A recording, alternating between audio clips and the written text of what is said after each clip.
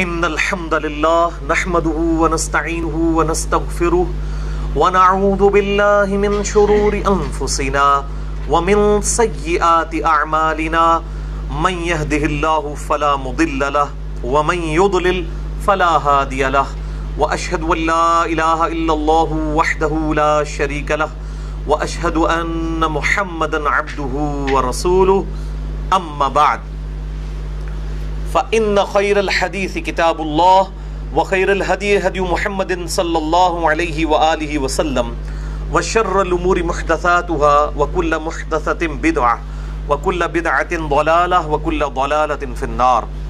أعوذ بالله السميع العليم من الشيطان الرجيم من همزه ونفخه ونفثه. بسم الله الرحمن الرحيم. رب اشرح لي صدري ويسر لي امري واحلل عقدة من لساني يفقهوا قولي. بسم الله الرحمن الرحيم. ان الله وملائكته يصلون على النبي يا ايها الذين امنوا صلوا عليه وسلموا تسليما. اللهم صل على محمد وعلى ال محمد كما صليت على ابراهيم وعلى ال ابراهيم انك حميد مجيد. اللهم بارك على محمد وعلى آل محمد كما باركت على إبراهيم وعلى آل إبراهيم إنك حميد مجيد. اللهم ربنا آتنا في الدنيا حسنة وفي الآخرة حسنة وقنا عذاب النار. ربنا آتنا من لدنك رحمة وهيئ لنا من أمرنا رشدا. لا إله إلا أنت سبحانك إني كنت من الظالمين. ولا حول ولا قوة الا بالله العلی العظیم. آمین. الحمدللہ آج 16 اور 17 شعبان المعظم 1438 ہجری کی درمیانی رات 13 مئی 2017 اور ہفتے کا دن ہے. بھائیو، ہماری آج کی یہ ایکسکلوسیو نشست رمضان المبارک کے فضائل اور صحیح احکام و مسائل سے ریلیٹڈ ہے. آج سے 5 سال قبل بھی میں نے لیونر ایئرز کے اعتبار سے اسی رات کو یعنی 16 اور 17 شعبان المعظم 1433 ہجری کی درمیانی رات میں 7 جولائی 2012 کو ہفتے کے دن رمضان المبارک سے ریلیٹڈ لیکچر ڈیٹیل کے ساتھ ریکارڈ کروایا تھا 2 نشستوں میں، 7 جولائی 2012 اور 14 جولائی 2012 ملا کے تقریباً کوئی 3 گھنٹے کی وہ نشست تھی جو ہماری ویب سائٹ اہلسنتپاک.com پر مسئلہ نمبر 53 کے عنوان سے اپلوڈڈ ہے. اس دفعہ انشاءاللہ اس کو مزید بہتر انداز میں پریزنٹ کرنے کی کوشش کروں گا اور یہ نشست بھی انشاءاللہ 2 سیٹنگز میں مکمل ہوگی. آج انشاءاللہ مسئلہ نمبر 53A یا اسے کہہ لیں نیو 53A، رمضان مبارک کے صحیح فضائل قرآن حکیم اور 17 صحیح الاسناد احادیث کی روشنی میں. اور پھر انشاءاللہ تعالی اگلی دفعہ مسئلہ نمبر 53B، رمضان مبارک کے صحیح فقہی احکام و مسائل.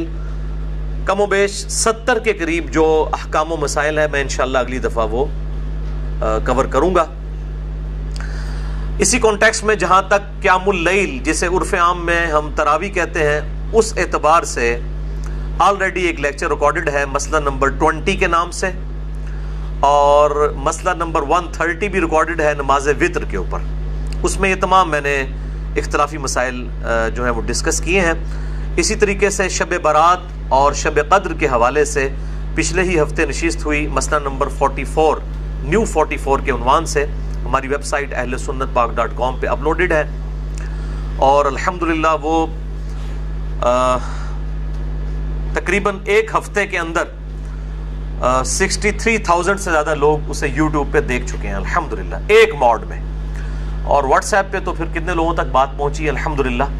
تو یہ سوشل میڈیا کی برکت ہے کہ یہ ایک دعوت کے لیے بہت بڑا ہتھیار ہے. آج ایک بندہ صرف 60-70 لوگوں میں بیٹھ کے جو بات کر رہا ہے وہ ایک ہفتے کے اندر 60-70 ہزار لوگوں تک پہنچ جاتی ہے. اور پھر انشاءاللہ اسی طریقے سے ملٹی پلائی بھی ہوتی چلی جائے گی انشاءاللہ تعالی. یہ ہماری جب 2 نشستیں ریکارڈ ہو جائیں گی انشاءاللہ 53A اور 53B، پھر ہم جو پرانا لیکچر ہے 53 مسئلہ اس کو اس سے ریپلیس کروا دیں گے. آج کے درس میں جتنی آیات آئیں گی انشاءاللہ ان کے مکمل ریفرنسز میں دوں گا، بلکہ ایک پورا رکوع ہے، رکوع نمبر 23 سورۃ البقرہ کا، جو آپ نے قرآن حکیم میں کھول بھی رکھا ہے، اس کو کور کریں گے۔ اور جتنی احادیث آئیں گی انشاءاللہ میں ان کے نمبرز علماء حرمین، بیروت اور دارالاسلام کی انٹرنیشنل نمبر کے مطابق دوں گا، جس کے مطابق پوری دنیا میں عربی کتب شائع ہوتی ہیں اور مکتبۃ الشاملہ اور باقی عربی سافٹ ویئرز بنائے جاتے ہیں۔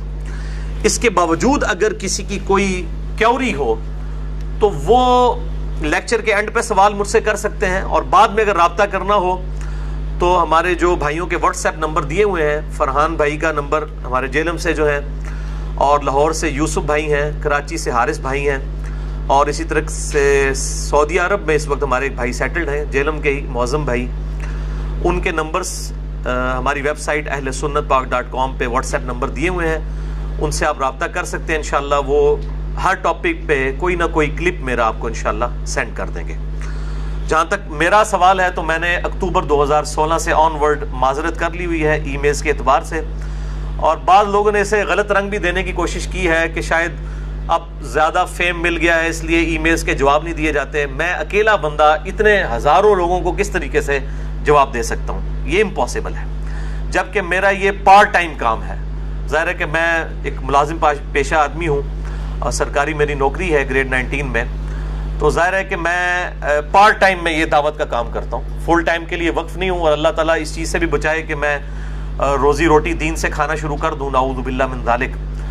بہرحال اگر فل ٹائم بھی وقف ہو جائیں تب بھی کسی ایک شخص کے لیے یہ ممکن نہیں ہے کہ وہ ہزاروں ای میلز کے جواب دے، یہ امپاسبل ہے۔ الحمدللہ ہر ٹاپک کے اوپر میرے ہزاروں کلپس ریکارڈڈ ہیں، بلکہ دنیا میں اردو زبان کے اندر اتنی ڈیٹیل کے ساتھ ان ڈیپتھ اختلافی مسائل کسی شخص نے بھی ریکارڈ نہیں کروائے میرے علم کی حد تک، الحمدللہ۔ تو پھر اس اعتبار سے اگر کوئی شخص یہ چاہتا ہے کہ وہ اب ڈائریکٹلی مجھ سے ای میل پہ رابطہ کرے تو میرے لیے ممکن نہیں ہے، تو میری معذرت قبول فرمائیں۔ بعض لوگوں نے اس کو بڑا غلط رنگ بھی دینے کی کوشش کی ہے، میں نے اس اعتبار سے اپنی معذرت جو ہے وہ پیش کر دی ہے۔ اور انسان کسی کی تکلیف کو اسی وقت سمجھ سکتا ہے جب انسان اپنے آپ کو اس کی جگہ رکھ کے دیکھے۔ خود تو ہمارا یہ حال ہے کہ ہم ایک ہفتے میں 7 دن ہے تو 7 بندوں کو بھی دعوت کا کام کرنے کے اعتبار سے کوئی دعوت نہیں پہنچا سکتے، اور جو کام کر رہے ہیں اس سے ایکسپیکٹ کر رہے ہیں کہ وہ ہزاروں لوگوں کی باتوں کا جواب دے، امپاسبل ہے۔ ہاں اگر کوئی ٹاپکس ایسے ہیں جو ایڈریس نہیں ہوئے وہ ضرور بتائیں، انشاءاللہ اس پہ لیکچرز آ جائیں گے۔ تو ایک ایک جو نیٹی گیٹیز ہیں وہ ہر لیکچر میں نے ڈیٹیل کے ساتھ کور کی ہوتی ہیں، الحمدللہ آج بھی آ جائیں گی، آپ کو اس کا اندازہ بھی ہو جائے گا۔ لہٰذا بدگمانی سے بچیں، اور اس طرح کے کامنٹس کسی کے بارے میں کرنا کہ فلاں شخص متکبر ہو گیا ہے یا وہ جو ہے وہ مشہوری کا شکار ہو گیا ہے، اس وجہ سے اب وہ عام لوگوں کی باتوں کا جواب نہیں دیتا۔ الحمدللہ نہ مجھے پہلے کبھی شوق تھا اس اعتبار سے فیم کا، اور نہ اب کوئی ہے، الحمدللہ۔ اللہ تعالیٰ دل کی کیفیت بہتر جانتا ہے، آپ لوگ مفتی بننے کی کوشش نہ کریں اس اعتبار سے، وہ کامنٹس کر کے کسی بھی مسلمان کے بارے میں حسن ظن رکھیں۔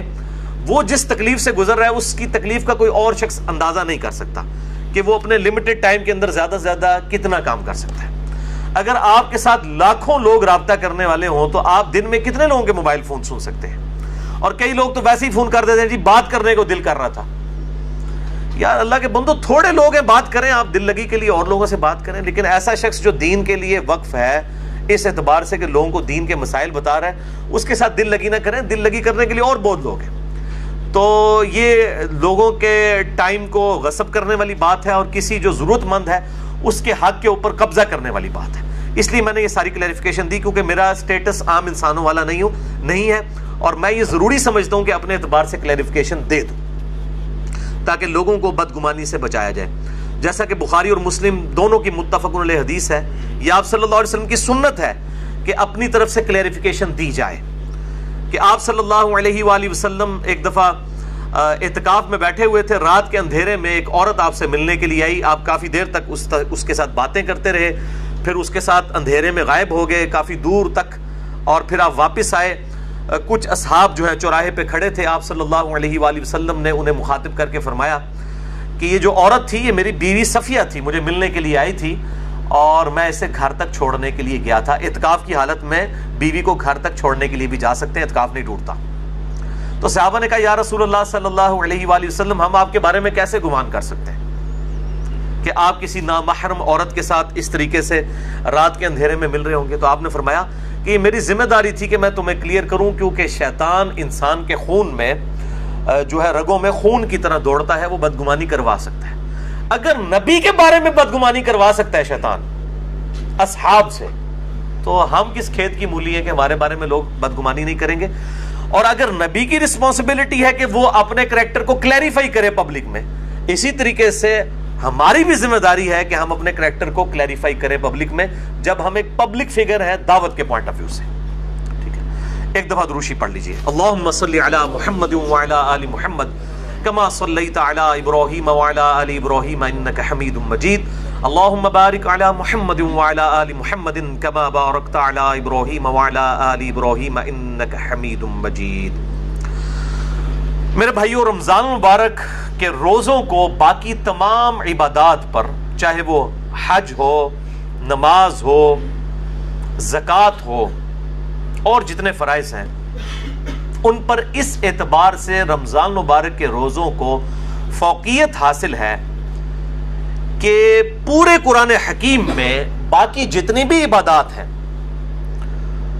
ان کی ڈیٹیل سکیٹرڈ فارم میں ہے، بکھری ہوئی حالت میں۔ یعنی اگر میں کہوں کہ حج کے ٹاپک پہ آیات کہاں ہیں، وہ سورۃ البقرہ میں بھی ہیں، سورہ آل عمران میں بھی ہیں، سورۃ الحج کے اندر بھی ہیں۔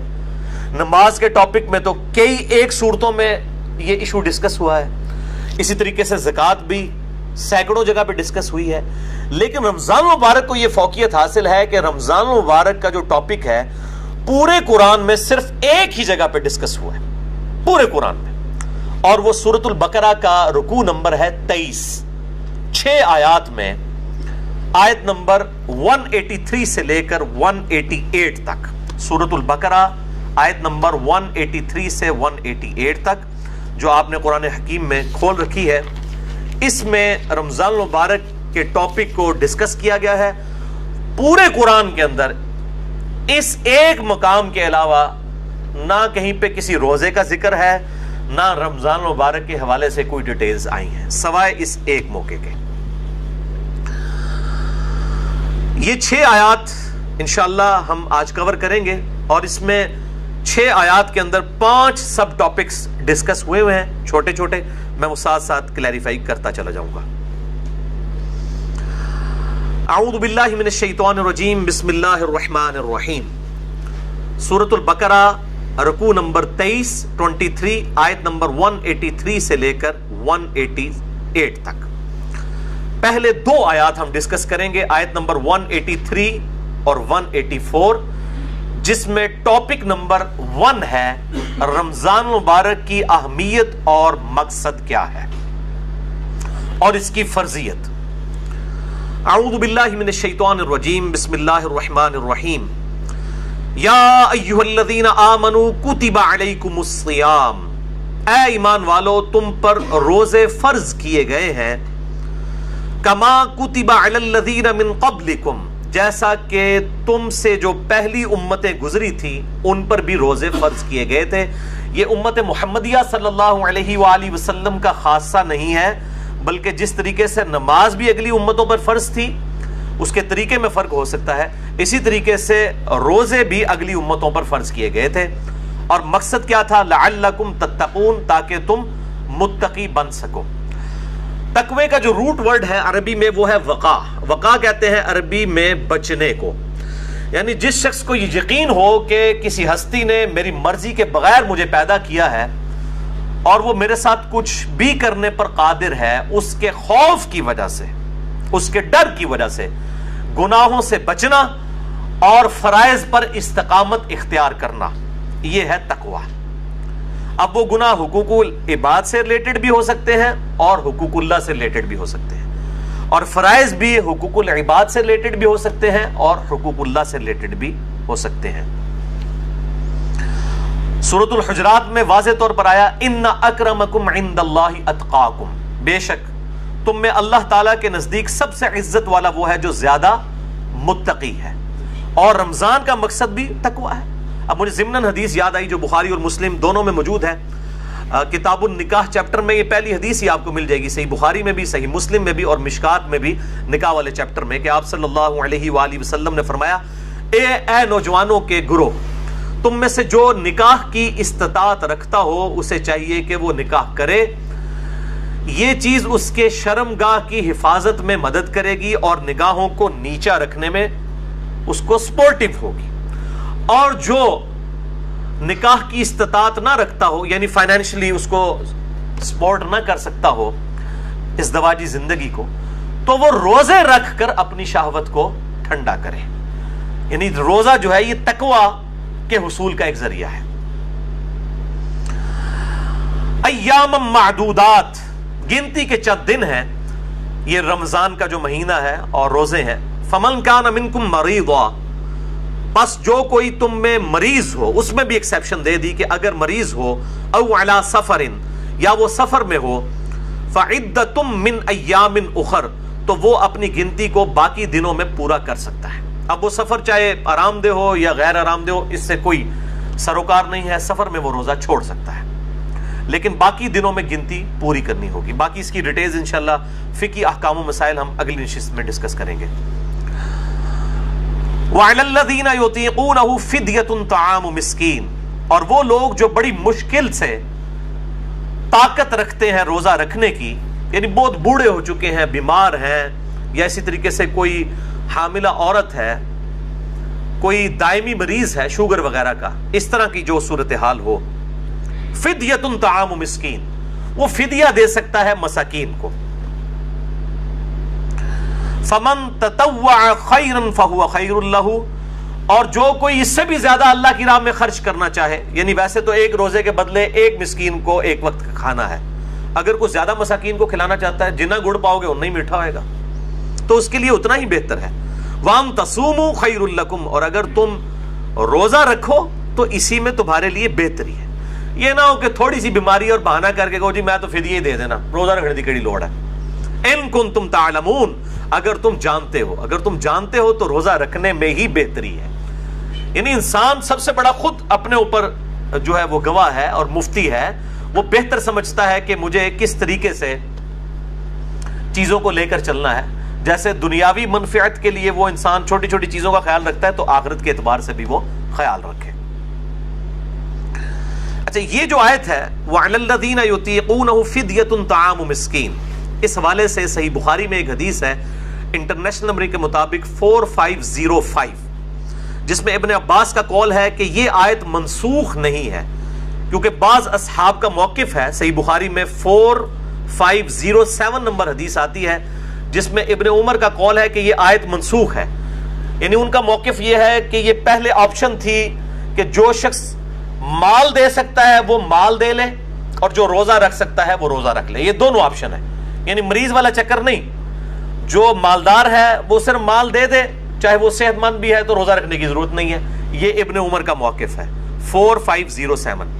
جبکہ ابن عباس کا موقف صحیح بخاری میں 4505 ہے، وہ یہ کہتے ہیں کہ یہ آیت منسوخ نہیں ہے، بلکہ اس سے مراد وہ بوڑھا اور بوڑھی ہے یا بیمار شخص جس کو صحت یاب ہونے کی امید نہیں ہے اور بڑی مشکل سے وہ روزہ رکھنے پر قادر ہے، اس کے لیے روزہ نبھانا مشکل ہے، جیسا کہ بعض کا شوگر کی بیماری ایسی ہو سکتی ہے کہ انسان کے لیے مشکل ہو جائے آج کے دور کے اندر، یا بڑھاپا خود بہت بڑی بیماری ہے، کوئی 80-90 سال کا کوئی بزرگ ہے اور وہ روزہ نہیں رکھ سکتا، تو اس کے لیے یہ آپشن ہے کہ وہ اس کے بدلے فدیہ دے دے، ایک وقت کا مسکین کو کھانا کھلا دے۔ صحیح بخاری میں آتا ہے انس بن مالک جب بوڑھے ہو گئے تھے، ان کی عمر 100 سال کے قریب تھی، تو روزانہ وہ ایک مسکین کو کھانا کھلایا کرتے تھے گوشت کے ساتھ، دال نال نہیں، گوشت نال، اللہ کی راہ میں گوشت کے ساتھ کھانا۔ اور یہ بھی آتا ہے کہ وہ بسا اوقات 30 مساکین کو اکٹھا بٹھا کر کھانا کھلا دیا کرتے تھے 30 کے 30 روزوں کا۔ تو یہ دونوں طرح آپشن موجود ہے، جس طرح بھی کر لیا جائے، میں انشاءاللہ اگلی دفعہ اس پہ ڈیٹیل بات کروں گا۔ اگلی آیت سورۃ البقرہ آیت نمبر 185 رمضان مبارک کی فضیلت اور روزوں کی فرضیت اور شرعی احکام سے ریلیٹڈ ہے، یہ سب ٹاپک ہے اس کا۔ شہر رمضان الذی انزل فیہ القرآن، رمضان کا مہینہ وہ ہے جس میں نازل ہوا قرآن، یعنی یہ رمضان کی فضیلت ہے کہ قرآن اس میں نازل ہوا ہے، اور کب نازل ہوا؟ انا انزلناہ فی لیلۃ القدر، جس کے حوالے سے پچھلی دفعہ میری تقریباً کوئی 1 گھنٹہ 20 منٹ کی گفتگو ہے، مسئلہ نمبر نیو 44 شب برات اور شب قدر کے حوالے سے، میں آج اس کی ڈیٹیل میں نہیں جاؤں گا۔ ہدی للناس جو انسانیت کے لیے ہدایت ہے، وبینات من الہدا، اور اس میں ہدایت کے روشن دلائل موجود ہیں، والفرقان، اور حق اور باطل میں تمیز کرنے والی یہ کتاب ہے۔ یعنی اولڈ ٹیسٹمنٹ، نیو ٹیسٹمنٹ کے بعد یہ اب فائنل ٹیسٹمنٹ ہے، الفرقان، حق اور باطل میں تمیز کرنے والی کتاب۔ یہ قرآن حکیم کے اعتبار سے رمضان کو فضیلت حاصل ہے کہ رمضان المبارک میں اللہ تعالیٰ کی طرف سے آخری پیغام قیامت تک کے لیے انسانیت کے پاس جو آیا وہ اس مہینے میں نازل ہوا۔ اب یہ بڑا ڈیٹیل طرف ٹاپک ہے، اس پہ میرے 2 لیکچرز ہیں۔ مسئلہ نمبر 1 امام الانبیاء کی دعوت قرآن 2 گھنٹے کا، اور حال ہی میں ریکارڈ ہوا ہے مسئلہ نمبر 167 رسول اللہ صلی اللہ علیہ وآلہ وسلم کی اپنی امت کے خلاف گواہی، جو سورۃ الفرقان کی آیت نمبر 30 ہے، وقال الرسول یا رب ان قوم اتخذوا هذا القرآن مہجورا، اور رسول اللہ صلی اللہ علیہ وسلم شکایت کریں گے قیامت کے دن کہ اے اللہ میری قوم نے قرآن کو پیٹھ کے پیچھے ڈال دیا تھا، یعنی قرآن کے نظریات کو چھوڑ دیا تھا۔ یہ بڑی سخت آیت ہے، اس کے کانٹیکسٹ میں نے تقریباً 2 گھنٹے کی گفتگو کی تھی، مسئلہ نمبر 167، جسے شوق ہو تو وہ دیکھے۔ فمن شہد منکم الشہر فلیصم، تو جو کوئی بھی تم میں رمضان کا مہینہ پائے تو اسے چاہیے کہ وہ رمضان کے روزے رکھے۔ ومن کان مریضا، اور جو کوئی مریض ہو، او علی سفر، یا سفر پر ہو، فعدۃ من ایام اخر، تو وہ یہ گنتی بعد کے دنوں میں بھی پوری کر سکتا ہے۔ اللہ تعالیٰ کی طرف سے آسانی ہے مسافر کے لیے اور مریض کے لیے۔ یرید اللہ بکم اليسر، اللہ تعالیٰ تو تمہارے لیے آسانی چاہتا ہے، ولا یرید بکم العسر، اور اللہ تعالیٰ تمہارے لیے مشکل نہیں چاہتا۔ لیکن مولوی آپ کے لیے مشکل چاہتا ہے، کبھی آپ کے لیے آسانی نہیں چاہے گا۔ اور عجیب طرح کی وہ لاجک سے، وہ نہیں جی اس زمانے تے سفر ہوندے سن جناب، وہ گھوڑیاں ہوتے تھے، اونٹ ہوتے، بڑے مشکل سفر سن، آج کل تو ٹرین میں سفر ہے اور ہوائی جہاز میں، آج کل روزہ نہیں چھوڑنا چاہیے۔ بھئی یہ قیامت تک کے لیے حکم باقی ہے، اللہ تعالیٰ نے آسانی دی ہے، چاہے ٹرین میں بھی سفر ہو، جہاز میں بھی، میں نے سارے سفر کیے ہوئے ہیں، سفر بہرحال سفر ہوتا ہے، بڑا مشکل ہوتا ہے سفر، تو اللہ تعالیٰ کی طرف سے دی ہوئی آسانی کو چھیننے کی کوشش نہ کرے۔ بخاری اور مسلم دونوں میں حدیث ہے، لوگوں کو آسانیاں بتاؤ، خوشخبریاں دو، ان کو متنفر نہ کرو دین سے۔ وَلِتُكْمِلُوا الْعِدَّةَ، اور اللہ تو چاہتا ہے کہ بس تم گنتی پوری کر لو، یعنی یہ جو 30 یا 29 مہینے میں جو 29 یا 30 روزے ہیں، یہ گنتی پوری کر لو، اور ظاہر ہے 29 سے کم نہیں ہوں گے، 30 سے زیادہ نہیں ہوں گے۔ ایک شخص اب رمضان المبارک سعودیہ سے رکھ کے آیا اور یہاں پر 30 روزے ہو جاتے ہیں، وہاں ایک دن پہلے روزہ ہے، اب اس کے یہاں پہنچتے یہاں 29واں ہے اور اس کا 30واں ہے، تو اب وہ 31واں روزہ نہیں رکھے گا۔ 31واں جو اس کا روزہ ہے، یہاں کا 30واں جو پاکستان کا بن رہا ہوگا، اس دن وہ روزہ نہیں رکھے گا، لیکن عید بھی نہیں کرے گا، عید مسلمانوں کے ساتھ ہی کرے گا، باقی مسلمانوں کے ساتھ، تو روزہ وہ چھوڑ دے گا، کیونکہ گنتی پوری کرنی ہے۔ اور چاند کا مہینہ بخاری اور مسلم میں آتا ہے، یا تو 30 دن کا ہوتا ہے یا 29 کا۔ وَلِتُكَبِّرُوا اللَّهَ عَلَى مَا هَدَاكُمْ، تاکہ تم تکبیر بلند کرو اس بات پر کہ اللہ نے تمہیں ہدایت دی، وَلَعَلَّكُمْ تَشْكُرُونَ، اور تاکہ تم اللہ تعالیٰ کا شکر ادا کرو۔ اور یہ دونوں کام ہم کرتے ہیں عید الفطر کے دن۔ روزوں کی جب گنتی پوری ہوتی ہے تو عید الفطر کے دن ہم تکبیرات نہیں بلند کرتے، اللہ اکبر، لا الہ الا اللہ واللہ اکبر، اللہ اکبر وللہ الحمد۔ ادھر بھی آیا نا کہ تم اس کی تکبیر بیان کرو اور شکر ادا کرو، حمد بھی کرتے ہیں ہم اس کا، تکبیر بھی بلند کرتے ہیں، اور یہ تکبیرات اہل سنت اور اہل تشیع کے درمیان کامن ہے، مسلمانوں کا اجماع ہے ان تکبیرات کے اوپر۔ عید الفطر کے موقع پر آہستہ آواز میں پڑھی جائیں گی، اور عید الاضحیٰ یعنی بڑی عید، قربانی کی عید کے موقع پر بلند آواز سے۔ اب اگلی جو آیت ہے سورۃ البقرہ آیت نمبر 186، وہ تیسرا ٹاپک ہے رمضان المبارک کی روحانی منزل کا حصول۔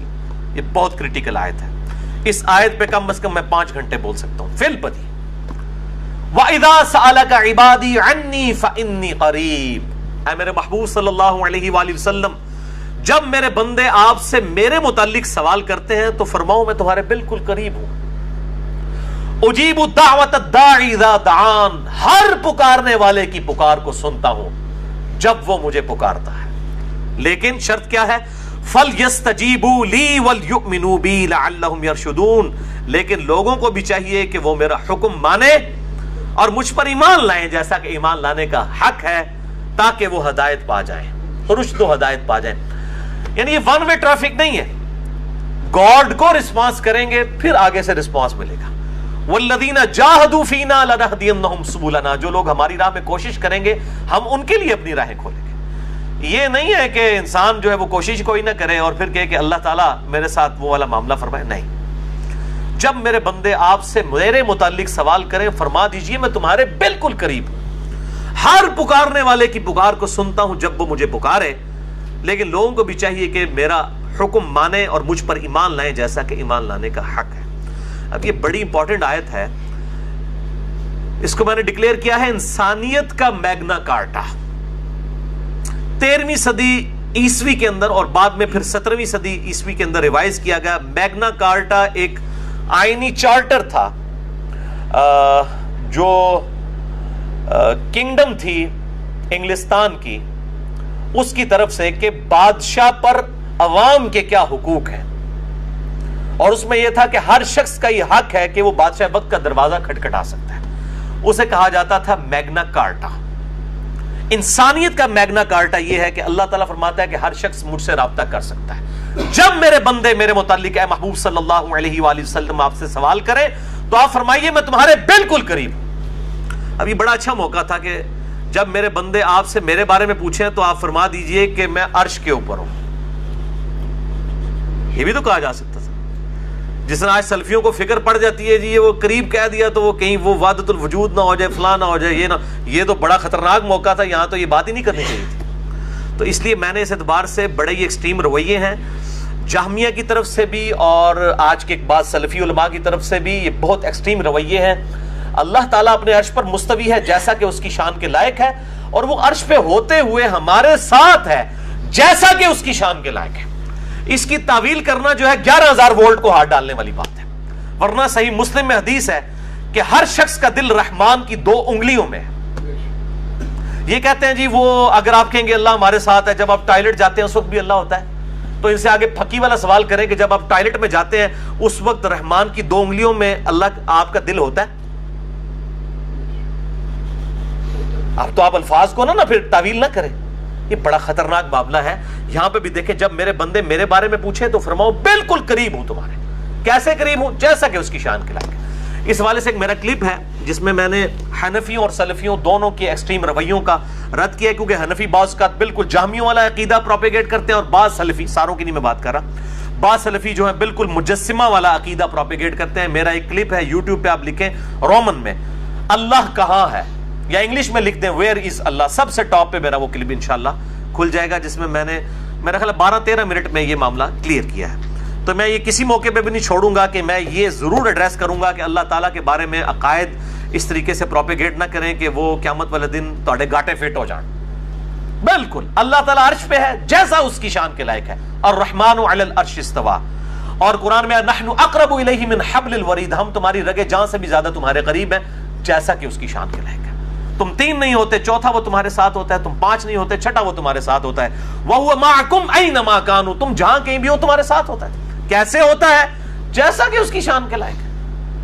آپ کیوں اس میں انجینئرنگ کرنے کی کوشش کر رہے ہیں، اس کی ڈیٹیلز میں جانے کی؟ اللہ کی صفات لَيْسَ كَمِثْلِهِ شَيْءٌ، اللہ کی مثل کوئی شے نہیں. نہ جہمیہ بنے نہ مجسمہ بنے. یہ بہت خطرناک معاملہ ہے اور اس میں ڈر جانے کا مقام ہے. اب یہ روحانی منزل ہے کہ رمضان کی آیات کے بیچ میں یہ آیت کیوں ڈالی گئی ہے کہ جب میرے بندے تم سے میرے متعلق پوچھیں تو فرماؤ میں تمہارے بالکل قریب ہوں، ہر پکارنے والے کی پکار کو سنتا ہوں. کیوں؟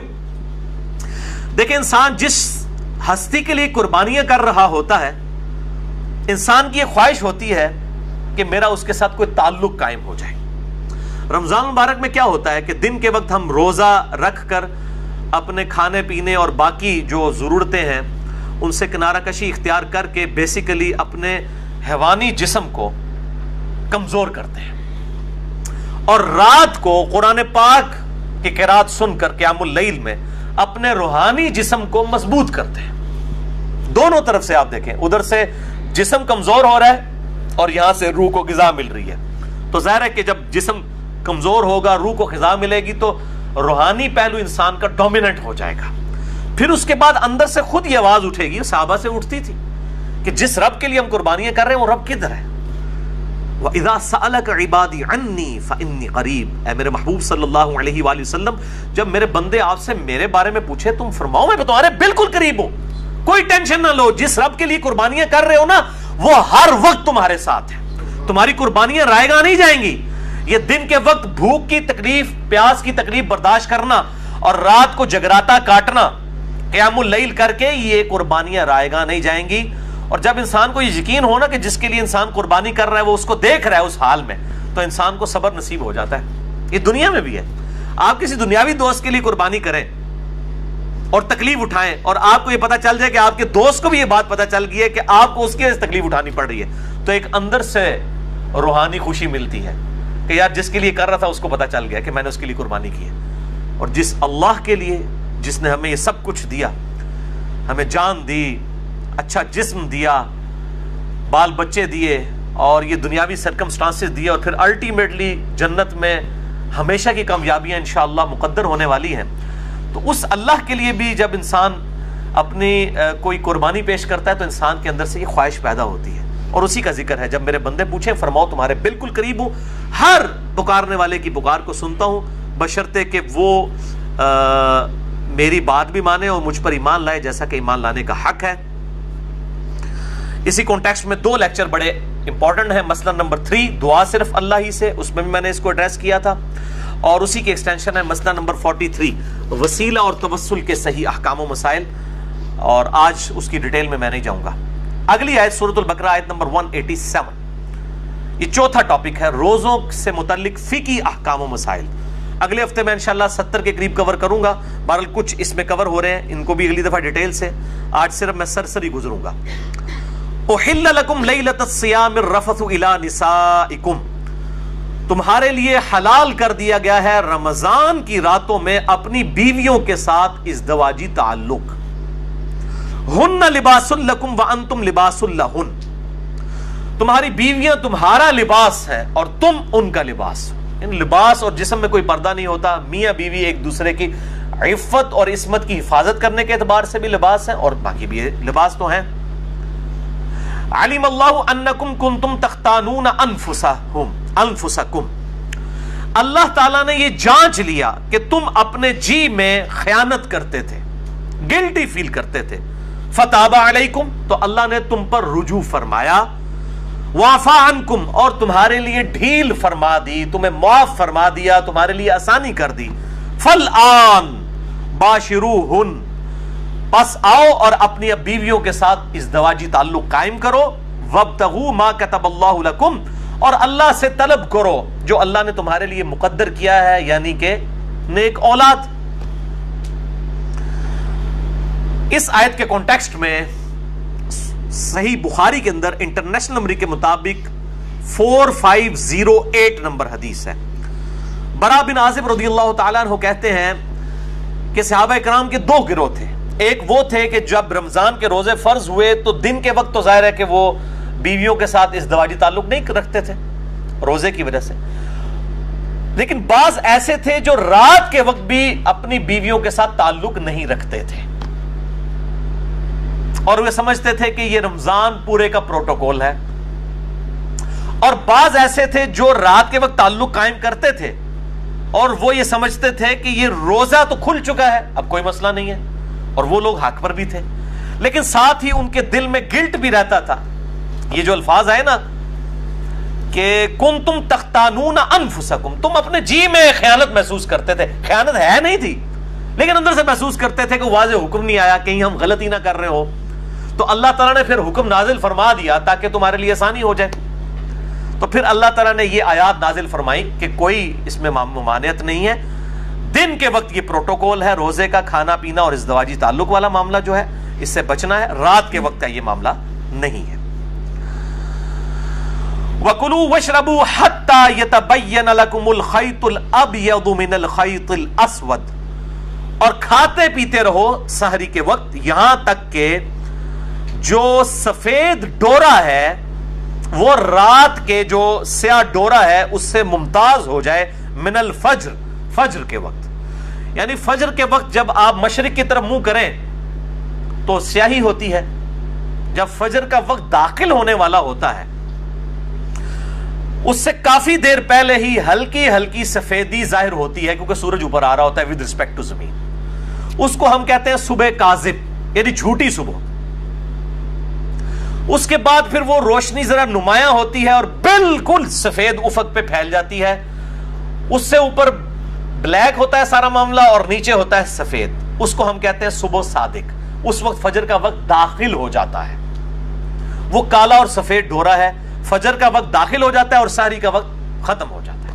اور پھر جب سورج کی ٹکیا باہر آنا شروع ہوتی ہے اس وقت فجر کا وقت بھی ختم ہو جاتا ہے. تو یہ کہا جا رہا ہے فجر کے وقت جو سفید اور سیاہ ڈھورے ہیں جب وہ ممتاز ہو جائیں، یعنی صبح کاذب صبح صادق میں کنورٹ ہو جائے، پھر کھانا پینا چھوڑ دو. آج کل بڑا آسان ہے، وہ ٹائم ٹیبل بنے ہیں، میں انشاءاللہ اگلی دفعہ بتاؤں گا. اینڈرائڈ ایپس بنی ہیں پرو مسلم اور باقی، میں انشاءاللہ اگلی دفعہ ڈیٹیل کے ساتھ اسے ڈسکس کروں گا. بہرحال اسی کانٹیکسٹ میں صحیح بخاری میں ایک حدیث ہے 4509. عدی بن حاتم کہتے ہیں کہ جب میں نے یہ آیت پڑھی تو انہوں نے اپنے تکیے، اپنے سرہانے ایک سفید رنگ کا دھاگا اور ایک کالے رنگ کا دھاگا رکھ لیا اور وہ رات کے اندھیرے میں اس کو دیکھتے رہتے تھے. جب ان دونوں کا کلر واضح ہو جاتا تھا نا تو وہ کہتے تھے اچھا اب سحری کا وقت ختم ہو گیا. تو نبی صلی اللہ علیہ وآلہ وسلم کو آ کر عرض کی تو آپ صلی اللہ علیہ وسلم مسکرائے اور آپ نے مزاح کے طور پہ فرمایا کہ تیرا تکیہ اتنا چوڑا ہے کہ آسمان کے ڈورے اس کے نیچے آ جاتے ہیں. اس سے مراد آسمان کے ڈورے ہیں، آسمان پہ جو سفید اور سیاہ ڈورا ہے یہ والے ڈورے نہیں ہیں. اس سے یہ بات پتہ چلی کہ اجتہاد صحابی کا بھی غلط ہو سکتا ہے صحیح حدیث کے مقابلے پہ. اب انہوں نے اجتہاد ہی کیا نا، تو نبی صلی اللہ علیہ وسلم کی صحیح حدیث انہیں پہنچی تو ان کو پتہ چلا کہ یہ اجتہاد غلط تھا. یہ پکی ہے خصوصاً اپنے مقلدین علماء اور بھائیوں کے لیے جو کہتے ہیں جی اجتہاد. تو یہ اجتہاد کو ہم بھی مانتے ہیں لیکن کتاب و سنت اجماع کے بعد. اجتہاد تو صحابی کا بھی غلط ہو سکتا ہے کتاب و سنت کے مقابلے میں. وہ صحابی کا اجتہاد ہی تھا نا کہ کالا اور سفید ڈورا، انہوں نے اپنے دماغ سے سوچا، لیکن اللہ کے نبی کی حدیث آئی، آپ نے فرمایا کہ نہیں اس سے مراد وہ ہے. تو اب اس میں کوئی ضد نہیں کرنی چاہیے. تو قرآن حکیم میں ہر چیز موجود ہے، انسان تھوڑا سا تفکر کرے تو حق بات انسان کو پتہ چل جائے گی. ثم اتم الصیام الی اللیل، اور پھر اس کے بعد روزے کو رات تک مکمل کرو. اب یہ بڑا کڑوا ٹاپک ہے اور بون آف کنٹینشن ہے سنی اور شیعہ کے درمیان. میں انشاءاللہ اگلی دفعہ یہ مسئلہ بھی حل کر دوں گا. یہاں پہ الفاظ یہ نہیں ہے کہ روزے کو مکمل کرو شام تک، یہ الفاظ ہیں روزے کو مکمل کرو رات تک. اور رات کی ڈیفینیشن کے اعتبار سے جو اختلاف پایا جاتا ہے، میرے نزدیک سنی اور شیعہ دونوں ہی اپنی جگہ موقف پہ درست ہیں. اور بسا اوقات سنی علماء جو ہیں وہ شیعہ کے ساتھ بالکل خیانت کر رہے ہوتے ہیں اس مسئلے میں، اور بعض اوقات شیعہ جو ہیں وہ اہل سنت کے ساتھ خیانت کر رہے ہوتے ہیں. میں انشاءاللہ اگلی دفعہ اس مسئلے کو ڈسکس کروں گا. اور دونوں نے ون سائیڈڈ باتیں پکڑی ہوئی ہیں. اب یہ سارے حدیث بتا رہے ہوتے ہیں جی افطار میں جلدی کرو، حالانکہ یہ بھی حدیث موجود ہے قیامت والے دن آپ صلی اللہ علیہ وسلم کو ایسا منظر بھی دکھایا گیا ہے کہ دوزخ کے اندر لوگ الٹے لٹکے ہوئے ہیں جو وقت سے پہلے روزہ کھول لیا کرتے تھے. اب ہم یہ پوچھتے ہیں یہ وقت سے پہلے کھولنے والے کون ہیں؟ اہل تشیع کے بارے میں تو یہ ہے کہ وہ لیٹ کھولتے ہیں. پہلے کون کھول رہے ہیں؟ پہلے وہ کھول لیں جن کے ٹائم ٹیبل غلط بنے ہوئے ہیں. ان کو شرم بھی نہیں آتی ہر سال لوگوں کے روزے ہیں وہ جی افطار میں جلدی کریں. افطار میں جلدی کا یہ مطلب تو نہیں کہ آپ روزہ ابھی گروپ پورا بھی نہیں ہوا اور آپ کے بزرگ بابے غلط ٹائم ٹیبل بنا گئے ہوئے ہیں، آپ ان کے مطابق چلیں. مطلب ہمارے جیلم میں تو میں نے خصوصاً اہل حدیث مکتبہ فکر کے تو روزے شاید 25-30 سال سے کسی کا بھی صحیح نہ ہو، کیونکہ ان کا ٹائم ٹیبل مغرب کے وقت 4-5 منٹ جو ہے پہلے ہے. اور کئی بار بالکل آپ بلند مقام پہ چڑھے تو آپ کو روشنی نظر بھی آئے گی. ان کو بتایا کہ بھی آپ دارالاسلام پبلیکیشن خود اہل حدیث کا ادارہ ہے، ان کا آپ ٹائم ٹیبل دیکھ لیں، اس میں 4-5 منٹ کا آپ کا فرق ہے. تو یہ انشاءاللہ میں اگلی دفعہ اس کو ڈسکس کروں گا، چھوڑوں گا نہیں، کیونکہ اللہ تعالیٰ نے جڑی شے مسلط کر دیتی ہے وہ تو پھر مسلط ہوئے گی انشاءاللہ تعالی.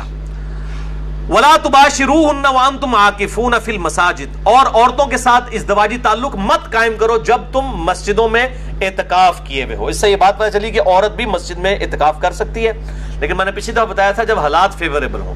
آج کے جو حالات ہیں اس کے اندر بہتر یہ ہے کہ عورت گھروں میں ہی اعتکاف کرے. اس کی وجہ یہ ہے کہ آج کل یہ سیلفی فون اور یہ باقی جو بیماریاں ہیں اس کی وجہ سے کچھ ہو جائے گا، اللہ یہ کہ جہاں پہ آپ کو کنفرم ہو کہ اس طرح کی کوئی بےہودگی نہیں ہے تو وہاں پر سیکیورٹی بھی ہو ہر اعتبار سے. تو جب تم مسجدوں میں اعتکاف کرو تو پھر مسجد میں اعتکاف کرنے والا اپنی بیوی کے ساتھ ازدواجی تعلق قائم نہیں کر سکتا اگر اس کی بیوی نے بھی ساتھ اعتکاف کیا ہوا ہے. تلک حدود اللہ، یہ اللہ کی حدیں ہیں، فلا تقربوها، اور ان حدوں کے قریب بھی مت پھٹکنا، کذالک یبین اللہ آیاتہ للناس لعلہم یتقون، اور اس طریقے سے اللہ تعالیٰ اپنی آیات کھول کھول کر بیان فرماتا ہے تاکہ تم متقی بن جاؤ. وہی بات لعلکم تتقون، متقی بنانے کے لیے یہ کھول کھول کر. مطلب کیا ہے کہ کوئی شخص یہ نہ کہے کہ آپ یہ اتنی نٹی گٹیز ڈسکس کی جا رہی ہیں اور میاں بیوی کا ریلیشن شپ ڈسکس ہو رہا ہے، یہ کتنی کوئی بے حیائی پہ مبنی نعوذ باللہ کوئی باتیں ہیں. تو اللہ تعالیٰ ہمارے ہم آیات کھول کھول کر بیان کر رہے ہیں. اللہ کا مقصد وہ یہ نہیں ہے کہ وہ کسی کے اوپر زبردستی کوئی چیز امپلیمنٹ کرنا ہے، بلکہ احکامات کو کھول کر بیان کرنا ہے. اس میں کوئی بے حیائی والا معاملہ نہیں ہے. اب آخری آیت اسی کانٹیکسٹ میں سورۃ البقرہ کی آیت نمبر 188، جس میں 5واں ٹاپک ہے روزوں سے تقوی کے حصول کا لٹمس ٹیسٹ. ہاں جی، یہ آ رہی ہوں کوڑیاں گلا، کس کے روزے قبول ہیں اور کون روزے کا مقصد حاصل کرے گا؟ تقوی والا. بڑا خطرناک لٹمس ٹیسٹ آیا چیک کرنے کے لیے، ٹیسٹر. وَلَا تَأْكُلُوا أَمْوَالَكُمْ بَيْنَكُمْ بِالْبَاطِلِ، مت ہڑپ کرو آپس میں ایک دوسرے کا مال حرام طریقے سے. اب رمضان کا مہینہ آ رہا ہے، چیزیں مہنگی کر دی ہیں، ملاوٹ کرنی شروع کر دی ہے، اور وہ سمجھ رہے ہیں رمضان کا مہینہ تو ہم برکتیں لوٹ رہے ہیں، لعنتیں لوٹ رہے ہیں. مت ہڑپ کرو آپس میں ایک دوسرے کا مال حرام طریقے سے، وَتُدْلُوا بِهَا إِلَى الْحُكَّامِ، اور اس مال کو رشوت کا ذریعہ نہ بناؤ حکمرانوں تک پہنچنے کے لیے. کیوں؟ لِتَأْكُلُوا فَرِيقًا مِّنْ أَمْوَالِ النَّاسِ بِالْإِثْمِ، کہ ایک فریق دوسرے فریق کا مال کھا لے گناہ کے ساتھ. یعنی رشوت دے کے کسی کے پلاٹ پہ قبضہ کر لیا، کسی کے جائیداد ہتھیار لی رشوت کے ذریعے، اور وہ گناہ اس کو پتہ بھی ہے کہ گناہ کا کام وہ کر رہا ہے. وَأَنْتُمْ تَعْلَمُونَ، جبکہ تم جانتے تو ہو. لوگ بڑے بولے بن کے مجھے بھی فون کر کے پوچھ رہے ہوتے ہیں، علی بھائی یہ جائز ہے ناجائز؟ میں پہلے پوچھ رہا ہوں تہاڈا کیا خیال ہے، جائز ہے ناجائز ہے؟ نہیں جی لگتا تو ناجائز ہی ہے. تو میں نے کو پوچھ رہے ہوں، اللہ تعالیٰ بھی کہہ رہا ہے وَأَنْتُمْ تَعْلَمُونَ، جبکہ تم یہ جانتے بھی ہو کہ غلط کام کر رہے ہو. یہ دل کا جو مفتی ہے نا، بہت بڑا مفتی ہے، میں اس پہ بھی حدیث بھی ایک بتاتا ہوں دل کے مفتی کے اوپر، صحیح مسلم کی حدیث اسی کانٹیکسٹ میں. تو یہ رمضان میں جو چور بازاری کی ہوتی ہے اور چیزوں کو مہنگا کرتے ہیں، یہ ان کے لیے ہے کہ رمضان سے وہی برکت حاصل کرے گا جو حرام خوری نہ کرنے والا ہو. تو رزق حلال از دا لٹمس ٹیسٹ آف ایمان. ایمان کا لٹمس ٹیسٹ ایک یہ بھی ہے کہ رزق حلال ہے یا حرام ہے.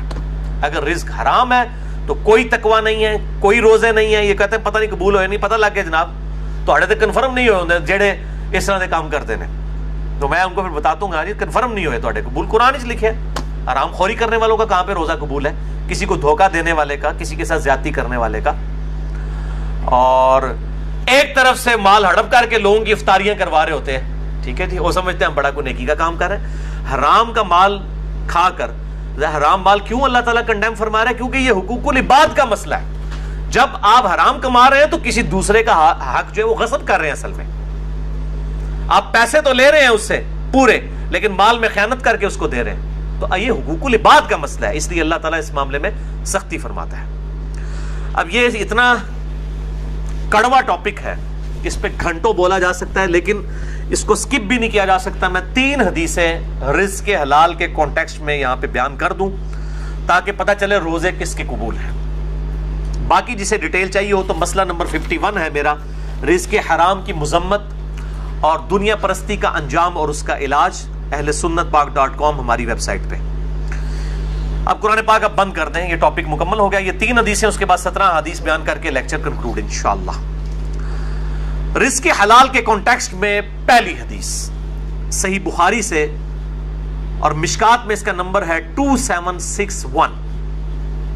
آپ صلی اللہ علیہ وآلہ وسلم نے فرمایا لوگوں پر ایک ایسا زمانہ بھی آئے گا کہ انسان اس چیز کی پرواہ نہیں کرے گا کہ اس کا مال حلال طریقے سے آ رہا ہے یا حرام طریقے سے. وَلِعَاذُ بِاللَّهِ تعالی، یہ اسی دور کے لیے بات ہو رہی ہے.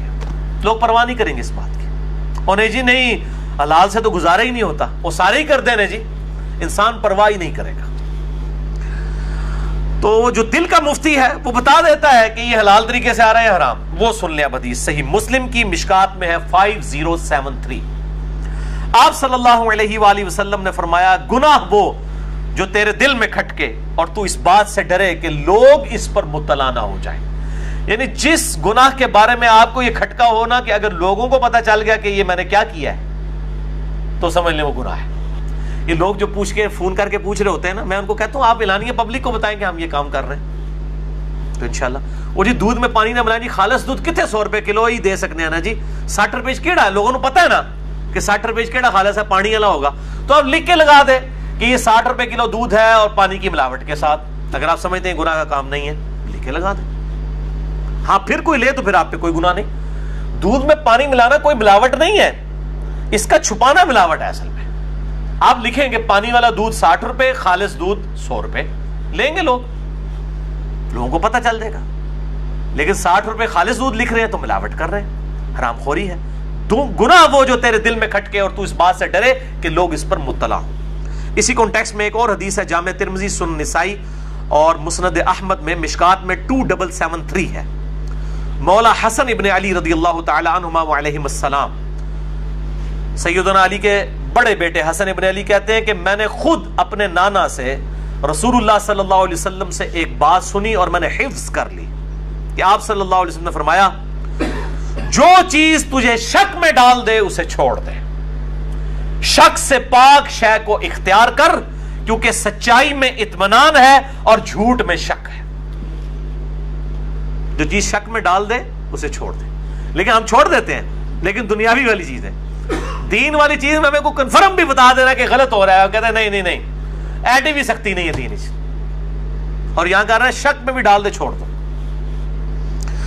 دوسری حدیث رزق کے حلال کے کانٹیکسٹ میں صحیح مسلم سے ہے اور مشکات میں 2860. نبی صلی اللہ علیہ وسلم ایک اناج کے ڈھیر کے پاس سے گزرے. کوئی صحابی اناج بھیج رہا تھا, یہ کوئی بریلوی دیوبندی اہل حدیث شیعہ نہیں تھا, کوئی صحابی تھا.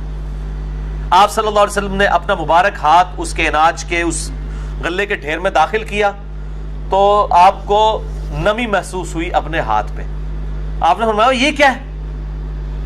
اس نے کہا یا رسول اللہ صلی اللہ علیہ وسلم رات کے وقت بارش ہوئی تھی تو یہ گندم گیلی ہو گئی, اناج گیلا ہو گیا. تو آپ صلی اللہ علیہ وسلم جلال میں آئے, آپ نے فرمایا تم نے اس گیلے اناج کو اوپر کیوں نہیں کیا تاکہ خریدنے والوں کو یہ پتا چل جائے کہ تم یہ گیلا اناج بیچ رہے ہو. اور پھر آپ نے ساتھ ہی فرمایا من غش فلیس منی, جس نے ملاوٹ کی, جس نے دھوکہ دے کے سامان بیچا, اس کا مجھ سے کوئی تعلق نہیں ہے. لیکن ہم کیا کہتے ہیں, اے اللہ جو کچھ بھی ہے تیرے محبوب کی امت سے ہے. اور محبوب کیا کہہ رہے ہیں صلی اللہ علیہ وآلہ وسلم, جس نے ملاوٹ کی اس کا میرے سے کوئی تعلق نہیں. ان تو اڑی گل منی ہے یا محبوب دی گل منی ہے صلی اللہ علیہ وآلہ وسلم. تسی تو کہہ رہے ہو یا اللہ اسی نہ نماز پڑھنی ہے, نہ اسی حرام خوری چھڈنی ہے, یا اللہ جو کچھ بھی ہے مردود ہیں, بے ایمان ہیں, ٹھگ ہیں, اللہ جو کچھ بھی ہے تیرے محبوب کی امت سے ہمیں اسی طریقے سے قبول فرما لے. اور نبی صلی اللہ علیہ وسلم کیا فرما رہے ہیں, جس نے ملاوٹ کی وہ میرے سے ہے ہی نہیں ہے. اب آپ لاکھ کہتے ہیں جو کچھ بھی ہے تیرے محبوب کی امت سے, محبوب تو پہلے ہی فارغ کر کے تانوں ملاوٹ کرنے والا نو ون وے ٹریفک چلائی رکھو, کسی کام کی نہیں. جس نے ملاوٹ کی وہ ہم میں سے نہیں ہے. تیسری حدیث بھی صحیح مسلم سے ہے, مشکات میں 2760. یہ بہت ڈاڈی حدیث ہے, بڑی سخت حدیث ہے. آپ صلی اللہ علیہ وآلہ وسلم نے فرمایا بے شک اللہ پاک ہے اور صرف پاک مال کو قبول فرماتا ہے. کسی بندے نے حرام کی کمائی سے کوئی ہاسپٹل کھول لیا, اللہ کے حضور 0 سے ملٹیپلائی. اللہ تعالیٰ نہیں دیکھنا مریضوں کا علاج ہو رہا ہے, یہ تو دنیا کا مسئلہ ہے. اللہ تعالیٰ کو کیا پرواہ ہے کسی کی. اللہ تعالیٰ کا تو موقف یہ ہے حلال مال قبول کروں گا. ایک بندے کی گانے کی کمائی ہے اور وہ اس سے ہاسپٹل بنا دیتا اور سمجھتا ہے میں بڑا نیکی کا کام کر رہا ہوں. یا اسی طریقے سے ایک بندہ ہے وہ جناب جو ہے وہ لوگوں کی جائیدادوں پر ناحق قبضہ کرتا ہے اور پھر کہتا ہے جی میں 1 لاکھ کا دسترخوان چلا رہا ہوں روزانہ. میں نام نہیں لے رہا تاکہ اصلاح کا دروازہ بند نہ ہو, آپ سب کو پتا ہے. لوگ کہتے ہیں جی بڑا نیکی کا کام ہے, جی 1 لاکھ بندے نے روٹی کھواندا ہے, لکھاں لگوان دے زمینہ ہتھیا کے اللہ کے حضور 0 سے ملٹیپلائی. یہ آپ اپنی داڑھیوں سے, پگڑیوں سے, ان ساری چیزوں سے عوام کو دھوکہ دے سکتے ہیں, اللہ تعالیٰ کو تو دھوکہ نہیں دیا جا سکتا. صحیح مسلم میں ہی حدیث ہے نا, اللہ تعالیٰ تمہاری شکلوں اور مال کو نہیں دیکھتا, دلوں اور اعمال کو دیکھتا. وہ دیکھے گا شکل تو اس نے خود بنائی ہے, اس نے شکل کیوں دیکھنی ہے, کدی نورانی ہے تو کدی کالی ہے, انہیں آپ بنائی ہوئی ہے. جس شخص کی شکل اگر خوبصورت نہیں ہے تو اس نے خود کیا بنائی ہے؟ وہ تو اللہ نے بنائی ہے. تو اللہ نے شکلیں کیوں دیکھنی ہے؟ مال بھی نہیں دیکھنا, وہ بھی اسی کا دیا ہوا ہے. دلوں اور اعمال کو دیکھنا ہے کہ اس نے حرام سے کمایا ہے یا حلال سے, اور اس کی نیت کیا ہے, اللہ کی راہ میں خرچ کر کے جو ہے وہ لوگوں سے داد وصول کرنا ہے یا اللہ کے حضور اپنا اخلاص اور اجر پکا کرنا ہے. یہ اللہ نے یہ دیکھنا ہے. اور پھر اسی حدیث میں 7 الفاظ ہیں. آپ صلی اللہ علیہ وآلہ وسلم نے قرآن کی 2 مختلف آیات تلاوت کی. ایک یہ تھی یا ایھا الرسل کلوا من الطیبات واعملوا صالحا, اے اللہ کے پیغمبروں کھاؤ اللہ کے پاکیزہ مال میں سے اور اعمال کرو نیک. اور دوسری آیت پڑھی یا ایھا الذین آمنوا کلوا من طیبات ما رزقناکم, اے ایمان والو کھاؤ اللہ تعالیٰ کے دیے ہوئے پاکیزہ مال میں سے. پھر آپ صلی اللہ علیہ وسلم نے اسی صحیح مسلم کی حدیث کے الفاظ ہیں, آپ نے فرمایا کہ ایک شخص دور دراز کا سفر کر کے آتا ہے, پرانگدہ بال ہے, جسم مٹی سے آلود ہے, ایسی حالت ہے کہ عام آدمی کو بھی اس کی حالت دیکھ کر ترس آ جائے, اور پھر وہ ہاتھ لمبا کر کے دعا کرتا ہے یا رب یا رب, لیکن وہ اس حال میں اللہ کو پکار رہا ہے کہ اس کا کھانا حلال کے مال سے نہیں ہے, حرام کے مال سے ہے, اس کا پینا حرام کے مال سے ہے, اس کا لباس حرام کے مال سے ہے, اس کا جسم حرام کے مال سے پرورش چڑھا ہے. اللہ تعالیٰ ایسے کی دعا کیوں کر قبول کرے گا کہ جس کا کھانا پینا اور لباس اور اس کی پرورش حرام کے مال سے ہوئی ہے. آپ صلی اللہ علیہ وسلم کے الفاظ ہیں اللہ تعالیٰ اس کی دعا کیوں کر قبول کرے گا, اس کا پکارنا کیوں کر قبول کرے گا. بولے اعوذ باللہ تعالی.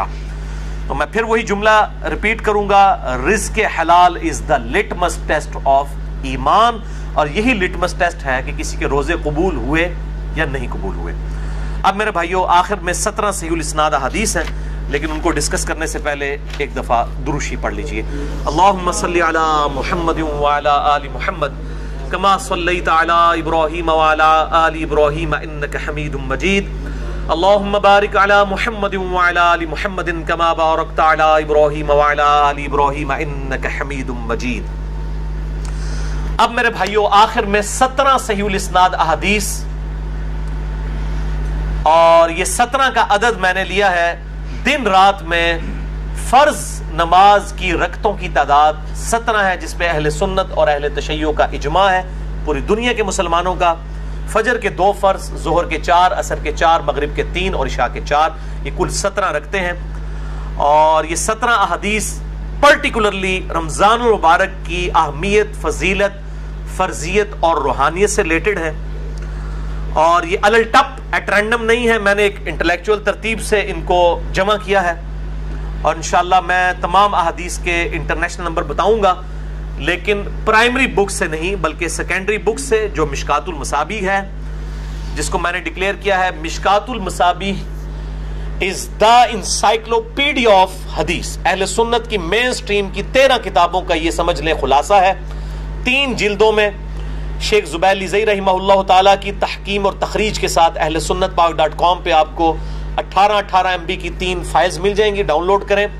میں اکثر اس کی ترغیب دلاتا ہوں. الحمدللہ بخاری, مسلم, ابو داؤد, ترمذی, نسائی, ابن ماجہ, الموطا امام مالک, مسند احمد, سنن کبریٰ, البیہقی, المستدرک للحاکم اور باقی کتابوں سے یہ نوٹس ہیں. اہل سنت کی کتابوں کا نچوڑ 6294 احادیث, 6294 احادیث کا مجموعہ ہے, اور اس میں احادیث کی ریپیٹیشن نہیں ہے.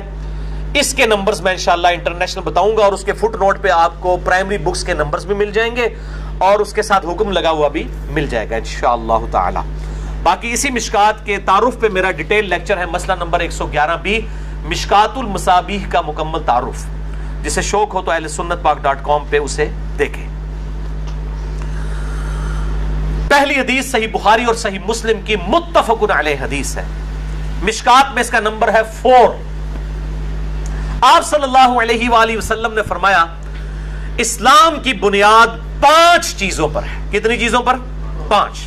نمبر 1, اس بات کی گواہی دو کہ اللہ کے سوا کوئی معبود نہیں, وہ اکیلا ہے, اور محمد صلی اللہ علیہ وآلہ وسلم اس کے بندے اور اس کے رسول ہیں. نمبر 2, نماز قائم کرنا. نمبر 3, زکوٰۃ دینا. نمبر 4, اللہ کی راہ میں استطاعت ہو تو حج کرنا. اور نمبر 5, رمضان کے روزے رکھنا، یعنی روزہ رکھنا اسلام کی بنیادوں میں سے ایک بنیاد ہے. جو روزے چھوڑ دیتا ہے تو وہ آپ سمجھ لیں ایک ایسی بنیاد کو ہٹا رہا ہے کہ اس کی ایمان کی اور اسلام کی عمارت دھڑام سے نیچے گر پڑے گی. یہ وہ عمارت نہیں ہے کہ جس میں 5 میں سے ایک ستون ہٹا لیں تو 4 اتنے کھلوتی رہے گی نا بھائی جی. جی 4 اتنے چلنے والی گڈی ہے، وہ بھی ایک ٹائر لا لو نا تو گڈی چل نہیں سکتی.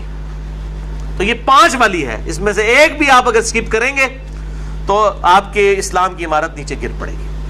دوسری حدیث بھی بخاری اور مسلم کی متفق علیہ حدیث ہے، مشکات میں 1956 ہے. آپ صلی اللہ علیہ وآلہ وسلم نے فرمایا جب رمضان المبارک کا مہینہ آتا ہے تو آسمان کے دروازے کھول دیے جاتے ہیں. دوسرے طریق میں آیا ہے جنت کے دروازے کھول دیے جاتے ہیں. تیسرے طریق میں آیا ہے رحمت کے دروازے کھول دیے جاتے ہیں. یہ سارے الفاظ بخاری اور مسلم میں ہیں. اور پھر ساتھ یہ الفاظ ہیں کہ جہنم کے دروازے، آگ کے دروازے بند کر دیے جاتے ہیں اور شیاطین جکڑ دیے جاتے ہیں. اچھا یہ آیا کہ شیاطین جو ہے وہ قید کر، اکثر لوگ سوال کر رہے ہوتے ہیں جی اگر شیاطین قید کر دیے جاتے ہیں پھر بھی چند لوگ ہیں جو نماز نہیں پڑھتے، چند نہیں اکثر لوگ نہیں پڑھ رہے ہوتے پھر بھی. تو میرے بھائی 11 مہینے تک جب شیطان نے پیڈل مارا ہے آپ کی سائیکل کو، اس کے بعد 1 مہینے نہ بھی مارے وہ، پھر بھی تھوڑی دور تک تو یہ معاملات چلیں گے نا. پھر سب سے بڑی چیز نفس ہے انسان کا، وہ ساتھ لگا ہوا ہے. یہ سرکش شیاطین، بڑے بڑے شیاطین جو ہے وہ کر دیے جاتے ہیں. باقی جو انسان کے ساتھ شیاطین چھوٹے موٹے لگے ہیں وہ تو چلتے رہیں گے، اللہ تعالیٰ کی طرف سے خاص مدد آ جاتی ہے. باقی جڑے تھے پیڑے وہ کعبے بھی پیڑے. اگر کسی نے اپنی اصلاح خود نہیں کرنی ہے تو اس کی رمضان میں کوئی اصلاح نہیں ہونی ہے. اللہ تعالیٰ کی طرف سے ایک مدد مل جاتی ہے. اصل جو مسئلہ ہے وہ نفس کا ہے کہ انسان خود فیصلہ کرے کہ میں نے اللہ کے لیے کچھ کرنا ہے، تب فائدہ ہوگا. تیسری حدیث جامعہ ترمذی، سنن ابن ماجہ میں ہے اور صحیح سند کے ساتھ مسند احمد میں ہے اور مشکات میں آپ کو 1960 کے فٹ نوٹ پہ اور 1961 میں مل جائے گی. آپ صلی اللہ علیہ وآلہ وسلم نے فرمایا رمضان میں آسمان کے دروازے کھول دیے جاتے ہیں، آگ کے دروازے بند کر دیے جاتے ہیں، تمام سرکش شیاطین جکڑ دیے جاتے. اس میں الفاظ آگے سرکش، بخاری مسلم میں سرکش نہیں تھا، اس سے پتا چلا کہ خاص شیاطین جو بڑے ہیں وہ جکڑے جاتے ہیں. اور ہر رات ایک منادی ندا کرتا ہے اللہ کی طرف سے، اے خیر کے طالب ہمت کر اور آگے بڑھ نیکیاں کرنے کے لیے، اور اے شر کے طالب رک جا، اب تو باز آ جائے اس مبارک مہینے میں. اور اللہ کی طرف سے ہر رات میں لوگوں کو جہنم سے آزاد کیا جاتا ہے. وہ جو روایت ہے وہ جعلی ہے کہ جی وہ پہلا اشرہ جو ہے وہ رحمت کا ہے، دوسرا جو ہے وہ مغفرت کا ہے، تیسرا دوزخ سے رہائی کا ہے. یہ تو ہر رات رہائی ہو رہی ہے. میں اس حدیث کو بھی بتا دوں گا بعد میں شعب الایمان کے حوالے سے. چوتھی حدیث بھی بخاری اور مسلم دونوں میں ہے، مشکات میں 1958. آپ صلی اللہ علیہ وآلہ وسلم نے فرمایا جو شخص ایمان اور احتساب کے ساتھ، اکاؤنٹیبلٹی کے ساتھ، احتساب کو آپ اگر اردو میں ٹرانسلیٹ کریں گے تو 3 چیزوں کا مجموعہ ہے. نمبر 1 اخلاص، نمبر 2 ثواب کی نیت، اور نمبر 3 اصلاح نفس، یعنی نفس کی اصلاح بھی جو ہے مطلوب ہو. رمضان کے روزے رکھے اللہ تعالیٰ اس کے پچھلے سارے گناہوں کو معاف فرما دے گا. اور پھر ساتھ ہی الفاظ ہیں جس نے ایمان اور احتساب کے ساتھ رمضان کی راتوں کا قیام کیا اس کے بھی پرانے سارے گناہ معاف. اور پھر ساتھ ہی فرمایا جس نے شب قدر کا قیام کیا ایمان اور احتساب کے ساتھ اس کے بھی پچھلے سارے گناہ معاف. لیکن اس سے مراد چھوٹے گناہ ہیں. بڑے گناہ نیک اعمال سے معاف نہیں ہوتے، وہ صرف توبہ کرنے سے معاف ہوتے ہیں اور گناہ چھوڑنے سے. اس کے سپورٹ میں حدیث ہے صحیح مسلم کی، مشکات میں ہے، اس کا نمبر 564. آپ صلی اللہ علیہ وآلہ وسلم نے فرمایا اگر بڑے بڑے گناہوں سے بچا جائے تو 5 نمازیں، ایک نماز سے دوسری نماز تک، ایک جمعے سے دوسرا جمعہ، اور ایک رمضان سے دوسرا رمضان درمیان کے گناہوں کا کفارہ ہے اگر بڑے گناہوں سے بچا جائے. تو نماز چھوڑنا تو خود بڑا گناہ ہے. یہ نہیں ہے کہ ایک جمعہ پڑھ لیا پھر اگلا جمعہ پڑھا پچھلے ساری معاف، نہیں، کبیرہ گناہوں سے بچا جائے. صحیح مسلم میں حدیث ہے، مشکات میں 569 اس کا نمبر ہے کہ بندے کے کفر اور اسلام کے درمیان فرق نماز ہے. تو نماز چھوڑنے سے تو بڑا کوئی گناہ نہیں ہے. تو ایک نماز سے دوسرا نماز کے درمیان گناہوں کا کفارہ بھی تب بنے گا جب دوسری نماز پڑھی جائے گی. 5ویں حدیث بھی بخاری اور مسلم کی متفق علیہ حدیث ہے، مشکات میں 1959. آپ صلی اللہ علیہ وسلم نے فرمایا رمضان مبارک میں ہر نیک عمل 10 سے 700 گنا تک بڑھا دیا جاتا ہے. اس لیے ہم کوشش کرتے ہیں کہ زکوٰۃ رمضان کے مہینے میں دیں تاکہ زیادہ ثواب ملے. اور پھر زکوٰۃ ہوتی بھی لیونر ایئرز کے اعتبار سے ہے, وہ سولر ایئرز کے اعتبار سے نہیں دینی ہوتی ہے, چاند کے مہینوں کے اعتبار سے دینی ہوتی ہے, تو وہ آسان ہو جاتا ہے حساب رکھنا. ویسے آپ ایک رمضان میں نکال لیں اور پھر پورا سال دیتے رہیں, یا اگلے سال کی بھی پیشگی نکالی جا سکتی ہے. زکوٰۃ پہ میں نے ڈیٹیل سے لیکچر مسئلہ نمبر 95A اور B دے دیا, جسے شوق ہو تو وہ دیکھیں. اور ساتھ ہی الفاظ ہیں بخاری و مسلم کے, اللہ تعالیٰ فرماتا ہے بے شک روزہ خاص میرے لیے ہے اور میں ہی اس کی جزا دوں گا. باقی نیکیوں کا تو پتہ چل جاتا ہے, روزہ انسان اور اس کے رب کے درمیان ایک راز ہے. اگر کسی شخص نے خود نہیں بتایا تو وہ چھپ کر کھا پی لے تو پتہ نہیں چلے گا. تو اللہ تعالیٰ ہمارا یہ میرے اور میرے بندے کے درمیان چونکہ خاص عبادت ہے, خاص میرے لیے ہے, میں اس کی جزا دوں گا. اور پھر 7 الفاظ ہیں, میرا بندہ اپنی خواہش اور کھانے کو میری وجہ سے ترک کرتا ہے. روزہ دار کے لیے 2 خوشیاں ہیں, پہلی خوشی افطار کے وقت اور دوسری خوشی اس وقت جب وہ اپنے رب سے ملاقات کرے گا انشاءاللہ. اور پھر 7 ہی الفاظ ہیں, روزہ دار کی منہ کی بو اللہ تعالیٰ کو کستوری کی خوشبو سے بھی بڑھ کر عزیز ہے. پھر 7 ہی الفاظ ہیں, روزہ ڈھال ہے, یعنی ایک ڈھال ہے گناہوں سے بچنے کی.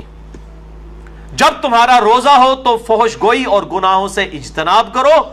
اگر روزے کی حالت میں کوئی تم سے جھگڑا کرے تو اس سے کہہ دو کہ میں روزے کی حالت میں ہوں. اللہ تو ڈر, میرا بھی روزہ ہے تیرا بھی روزہ ہے یار, جان چھاٹ. یعنی بجائے یہ کہ ترکی بترکی جواب دیا جائے, لڑائی کی جائے روزے کی حالت میں. ویسے روزے کی حالت میں انسان کی حالت بھی ایسی ہوتی ہے کہ انسان کہتا ہے یار کو نیڑے نہ ہی لگے, متھے نہ ہی لگے. خصوصاً عصر سے مغرب کا جو وقت ہے اس وقت بڑا مشکل ہوتا ہے, انسان کو گفتگو کرنے کو بھی دل نہیں کرتا. اسی لیے تقویٰ بھی حاصل ہوتا ہے, شہوت بھی ٹھنڈی ہوتی ہے, ہر چیز ٹھنڈی ہو جاتی ہے. ظاہر ہے جب انسان روزہ رکھتا ہے تو روزہ ڈھال ہے. جب تمہارا روزہ ہو تو فحش گوئی مت کرو, گناہوں سے بچو, اور جب کوئی جھگڑا کرنے لگے اس سے کہہ دو کہ میرا روزہ ہے. 6 حدیث سنن نسائی اور مسند احمد میں ہے, مشکات میں 1962. آپ صلی اللہ علیہ وآلہ وسلم نے فرمایا, تمہارے پاس رمضان مبارک کا مہینہ آیا ہے, اللہ نے اس کے روزے تم پر فرض کیے ہیں. اس میں آسمان کے دروازے یعنی جنت کے دروازے کھول دیے جاتے ہیں, جہنم کے دروازے بند کر دیے جاتے ہیں. جنت کے 8 دروازے ہیں اور دوزخ کے 7. اور سرکش شیاطین جکڑ دیے جاتے ہیں. اس ماہ میں ایک رات ایسی ہے جو 1000 مہینوں سے افضل ہے, جو ہم پچھلی دفعہ مسئلہ نمبر نیو 44 میں ڈسکس کر چکے. جو شخص اس کی خیر اور بھلائی سے محروم ہو گیا واقعی ہر بھلائی سے محروم ہو گیا. اور میں نے شب قدر کو پانے کا آسان طریقہ بتایا تھا, وہ جسے شوق ہو تو وہ لیکچر دیکھ سکتا ہے. اچھا, اسی کانٹیکسٹ میں ایک مشہور حدیث ہے جو اکثر ڈاکٹر اسرار صاحب بھی بیان کرتے تھے, لیکن وہ سخت ضعیف روایت ہے. اس میں کافی الفاظ تو باقی احادیث بخاری مسلم میں اور اس میں بھی موجود ہیں, لیکن کچھ الفاظ جو ہیں اس کے ضعیف ہیں. وہ شعب الایمان امام بیہقی کی کتاب سے ہے اور مشکات میں 1965 نمبر ہے کہ آپ صلی اللہ علیہ وسلم نے شعبان کی آخری رات میں صحابہ سے خطاب کیا کہ اب رمضان کا مہینہ شروع ہونے والا ہے اور یہ برکتیں ہیں. وہ ساری وہی ہیں جو ہم ڈسکس کر چکے. اس کے اینڈ پہ آتا ہے کہ اس کا پہلا عشرہ, پہلے 10 دن رحمت کے ہیں, دوسرے 10 دن جو ہیں وہ مغفرت کے ہیں, اور تیسرے 10 دن جو ہیں وہ دوزخ سے چھٹکارے کے ہیں. اور پھر لوگوں نے اس کے اوپر خود سے وہ دعائیں بھی ڈیوائز کر لی ہوئی ہیں. بالکل جعلی روایت ہے یہ. اور اس کے ایک طریق کے اندر علی بن زید مشہور ضعیف راوی ہے, اور دوسرے طریق میں سلیمان راوی جو ہے وہ منکر الحدیث ہے. منکر الحدیث وہ راوی ہے جس کی حدیثیں ترک کر دی جائیں, یہ شدید ترین جرح ہوتی ہے. اسی طریقے سے یہ اکثر رمضان سے پہلے بھی وہ یہ میسج چل رہا ہوتا ہے کہ جس نے رمضان کے چاند دیکھنے کی خوشخبری, تو یہ وہ سب جعلی جھوٹی روایتیں ہیں. اور اس طرح کی روایتیں بالکل آگے بیان نہ کیا کریں, ان کی کوئی اصلیت نہیں ہے, اللہ سے ڈر جائیں. مسئلہ نمبر 36 ہے میرا, ضعیف الاسناد اور من گھڑت احادیث کے فتنے کا تحقیقی جائزہ. 7ویں حدیث بھی بخاری اور مسلم دونوں میں, آپ دیکھ لیں اکثر حدیثیں بخاری اور مسلم سے. مشکات میں 1957 اس میں الفاظ ہے کہ جنت کے 8 دروازے ہیں, ان میں سے ایک دروازے کا نام ہے الریان, جو خاص ان لوگوں کے لیے ہے جو روزہ دار ہیں. ان کو اس دروازے سے آواز دی جائے گی کہ جو دنیا میں روزہ رکھا کرتے تھے. الریان دروازے سے ندا کی جائے گی اور ان کو جنت میں اس دروازے سے داخل کیا جائے گا. اس کے علاوہ ذاکرین کے لیے ہے اور قتال کرنے والوں کے لیے, مختلف نیکیوں کے لیے دروازے آئے ہیں. 8ویں حدیث بھی بخاری اور مسلم دونوں میں ہے, مشکات میں 2053. آپ صلی اللہ علیہ وآلہ وسلم نے فرمایا جو شخص اللہ کی راہ میں، یعنی اس راہ میں مراد جہاد اور قتال، اللہ کی راہ میں نکلنا، نیکی کے اعمال کرنا اور قتال کے لیے سب کچھ اس میں شامل ہے، فی سبیل اللہ کے الفاظ ہیں، اس حالت میں بھی روزہ رکھے تو اللہ تعالیٰ اس کے اور دوزخ کے درمیان 70 سال کی دوری ڈال دے گا، جو اللہ کی راہ میں روزہ رکھے۔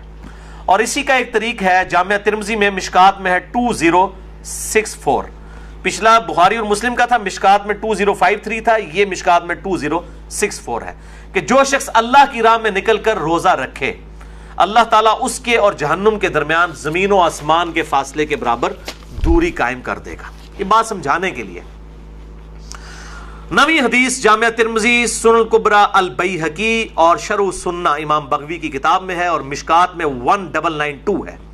آپ صلی اللہ علیہ وسلم نے فرمایا جو شخص کسی روزہ دار کا روزہ افطار کروائے یا کسی مجاہد کی تیاری کروا دے اس کو بھی اس کی مثل ثواب ملے گا۔ اور یہ کرنا چاہیے، آپ سامنے بیٹھے ہوں، آپ اپنے حصے کی کھجور کسی اور کو دیں، جیسا مسجد میں ہوتا ہے لوگ اپنے گھر سے کھجوریں لے آتے ہیں، آپ اپنے حصے کی کھجور کسی اور کو دیں، اس کے حصے کی خود لیں، تو ڈبل روزے کا ثواب کمائیں، چوپڑیاں نالے دو تو روزہ کھلوانے والے کے ثواب میں اس کو بھی وہ ثواب ملے گا، اور جس نے رکھا ہے اس کے ثواب میں کمی بھی نہیں ہوگی۔ 10ویں حدیث جامعہ ترمذی اور سنن ابن ماجہ سے ہے، اور مشکات میں 2249 ہے۔ آپ صلی اللہ علیہ وآلہ وسلم نے فرمایا 3 آدمیوں کی دعا ضرور قبول ہوتی ہے۔ نمبر 1 روزہ دار جب افطار کے وقت دعا کرتا ہے، نمبر 2 عادل بادشاہ، اور نمبر 3 مظلوم کی دعا۔ اب وہ دعا کی قبولیت کس فارم میں ہوگی یہ بڑی ڈیٹیلز ہیں، مثلا نمبر 82 میرا ریکارڈڈ ہے، جسے شوق ہو تو وہ دیکھ سکتا ہے۔ 11ویں حدیث یہ واحد ہے جو مشکات میں نہیں ہے، سنن ابن ماجہ میں ہے 1753، جو پچھلی تھی وہ سنن ابن ماجہ میں 1752 ہے، جو مشکات میں 2249 ہے، یہ مشکات میں نہیں لیکن سنن ابن ماجہ میں اس سے اگلی حدیث ہے 1753 کہ آپ صلی اللہ علیہ وآلہ وسلم نے فرمایا افطار کے وقت کی گئی دعا رد نہیں کی جاتی۔ اس میں الفاظ تھے کہ دعا قبول ہوتی ہے، اس میں الفاظ ہے رد نہیں کی جاتی۔ اور اس حدیث میں ساتھ ہی الفاظ ہیں کہ عبداللہ ابن عمر ابن عاص رضی اللہ تعالیٰ عنہ کے بارے میں عبداللہ ابن ابی ملیکہ تابعی کہتے ہیں کہ جب بھی وہ روزہ کھولا کرتے تھے یہ حدیث بیان کیا کرتے تھے کہ روزے دار کی افطار کے وقت دعا رد نہیں جاتی، اور پھر ساتھ دعا کیا کرتے تھے اللہم انی اسألک برحمتک، اے اللہ میں تجھ سے تیری رحمت کا سوال کرتا ہوں، التی وسعت کل شیء ان تغفر لی، کل شیء ان تغفر لی، وہ رحمت جو کہ ہر چیز کا احاطہ کیے ہوئے ہے کہ اے اللہ تو میری مغفرت فرما دے۔ تو کوئی بھی دعا کی جا سکتی ہے، رب اجعلنی کی جا سکتی ہے، ربنا آتنا فی الدنیا کی جا سکتی ہے، کوئی بھی دعا آپ اس وقت کر سکتے ہیں۔ اور ایک مسنون دعا ہے، سحری کی تو کوئی دعا ثابت نہیں ہے، یہ جعلی دعا پبلک کی، کل کے روزے کی نیت کرتا ہوں، اس دن کے روزے کی نہیں، اگلے کل کے روزے کی، وہ تو کسی کتاب میں نہیں لکھی ہوئی ہے، خود سے جعلی دعا بنائی ہوئی ہے۔ البتہ افطار کی ایک صحیح دعا ہے، سنن ابی داؤد میں مشکات میں 1993 ہے، ذهب الظمأ وابتلت العروق وثبت الاجر انشاءاللہ، ذهب الظمأ وابتلت العروق وثبت الاجر انشاءاللہ، یعنی پیاس چلی گئی، رگیں تر ہو گئیں، اور اللہ کے حضور ہمارا اجر پکا ہو گیا، یہ اس کا ترجمہ ہے۔ لیکن یہ روزہ کھولنے کے بعد، پانی پینے کے بعد یہ دعا مانگی جائے گی، پہلے نہیں۔ پہلے آپ صبح شام کے اذکار کریں، سب سے بہتر ٹائم شام کے اذکار کا مغرب سے جسٹ پہلے ہے، کیونکہ شام کا وقت وہ ہوتا ہے، مغرب کے بعد تو رات شروع ہو جاتی ہے نا، سب سے بہترین وقت وہ ہے۔ اور جو دعائیں ہیں سنت وہ پڑھیں، قرآنی دعائیں پڑھ سکتے ہیں۔ البتہ ایک مشہور جو پبلک میں دعا ہے وہ بالکل مردود روایت ہے، مرسل ہے، منقطع روایت ہے، وہ تابعی سے ہے، اور تابعی صحیح مسلم کے مقدمے میں آیا ہے کہ تابعی جب نبی صلی اللہ علیہ وسلم سے بیان کرے گا اور صحابی کا ذکر نہیں کرے گا وہ منقطع ہوگی، مرسل ضعیف روایت ہوگی۔ مشکات میں 1994 ہے، سنن ابی داؤد کے کانٹیکسٹ میں معاذ بن زہرہ تابعی سے ہے، یہ روایت پھر ضعیف ہوگی۔ اللہم سمت وعلی رزقک افطرت، یہ دیچ بھی ویسے انہوں نے داخل کیتا ہے، اللہم انی لک سمت وبک آمنت، او کون ہر شاید جعلی چیزیں بھی جعلی چیزیں شامل کی تھی، حالانکہ جو جعلی ہے وہ بھی ہے اتنی، اللہم لک سمت وعلی رزقک افطرت، یہ بھی روایت جعلی ہے۔ اور اصل دعا وہی ہے، ذهب الظمأ وابتلت العروق وثبت الاجر انشاءاللہ۔ تو اس کے علاوہ جو دعائیں ہیں سنت وہ آپ کر سکتے ہیں۔ اور بیسٹ دعا وہی ہے جو بخاری اور مسلم میں آئی، ربنا آتینا فی الدنیا حسنہ وفی الآخرۃ حسنۃ وقنا عذاب النار۔ شام کے اذکار بھی کریں جو بلو کارڈ پہ ہم نے لکھے ہوئے ہیں۔ 12ویں حدیث صحیح مسلم سے ہے، اور یہ حدیث بخاری کو چھوڑ کے باقی اہل سنت کی 5 کتابوں میں موجود ہے۔ صحیح مسلم، ترمذی، ابو داؤد، نسائی، ابن ماجہ میں، مشکات میں ہے 2047۔ اور یہ چونکہ رمضان سے کمپلیمنٹری ٹاپک ہے اس لیے میں حدیث بیان کر رہا ہوں کہ آپ صلی اللہ علیہ وآلہ وسلم نے فرمایا جس نے رمضان کے روزے رکھے اس کے بعد اس نے شوال کے 6 روزے رکھ لیے، وہ گویا اس طرح ہے کہ اس نے پورے سال کے روزے ہی رکھ لیے، ہمیشہ کے روزے رکھے۔ اور اس میں کوئی ضروری نہیں ہے کہ آپ نے ایک روزہ فوراً رکھنا ہے، بعد میں سکیٹرڈ فارم میں رکھ لیں، یا فوراً ہی 6 روزے رکھنے ہیں۔ پورے شوال میں جس وقت آپ کا دل کرے آپ شوال کے مہینہ ختم ہونے سے پہلے پہلے وہ روزے رکھ لیں، 6 کی گنتی پوری کرنی ہے۔ بہتر یہ ساتھ ہی رکھ لیں کیونکہ ایک روٹین بنی ہوتی ہے، عید کے فوراً بعد شروع کریں تو رکھنے بھی آسان ہو جاتے ہیں، گیپ آ جائے پھر مسئلہ بن جاتا ہے، لیکن رکھ سکتے ہیں، کوئی اس میں ایشو نہیں ہے۔ اور پرانے جو فقہ حنفی کے بزرگ تھے وہ تو ان کو بدعت کہا کرتے تھے اور ان روزوں کو نہیں مانتے تھے۔ آج کے فقہ حنفی کے لوگ بھی ان روزوں کو مانتے ہیں اور انہوں نے یہ اپنے بزرگوں کا مسئلہ چھوڑ دیا ہے۔ تو ہم کہتے ہیں باقی مسئلوں میں بھی جو آپ کے بزرگ غلط ہیں اس سے بھی آپ بیک فوٹ پہ جائیں۔